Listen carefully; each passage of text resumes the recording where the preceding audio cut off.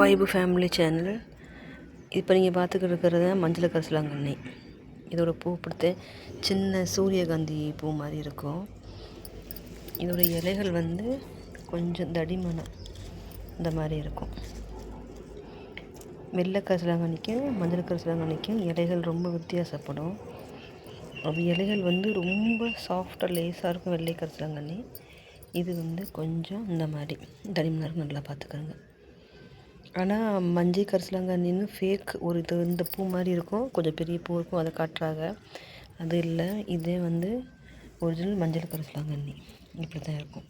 இது வந்து விதை வராது. இந்த பூ வந்து மழை பெஞ்சால் மட்டும்தான் இந்த இதுலேருந்து பூ வருது. வெள்ளை கரிசலாங்கண்ணி வந்து வளர்க்குறது ரொம்ப கஷ்டம். மழை இல்லாத நேரத்தில் அது வந்து வளர்க்குறது ரொம்ப கஷ்டம். ஆனால் இந்த மஞ்சள் கரிசலாங்கண்ணி மழை இல்லாத நேரத்தில் நல்லா படர்ந்து வரும். தண்ணி தேவைப்படும். இது போல் கொடி போல் ஓடும்.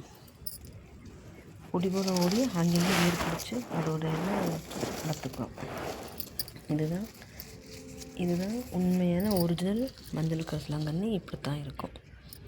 இதை வந்து துவை அரைச்சி வதக்கி தக்காளி வெங்காயம் இஞ்சி பூண்டு வதக்கி துவை அரைச்சி சாப்பிட்டுக்கலாம்.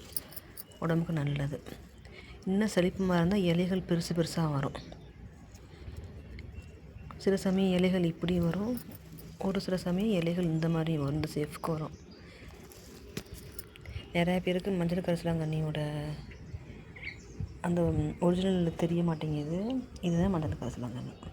இது வளர்க்குறது ஈஸி. வெளில தான் வளர்க்க முடியாது, ரொம்ப கஷ்டம். அதை நம்ம வீட்டில் வச்சு வளர்த்தாலும் கோழிகள், வண்டுகள், பூச்சிகள் அதோடய இலையை வந்து தின்றோம். ஓகே மக்கள், பாய்.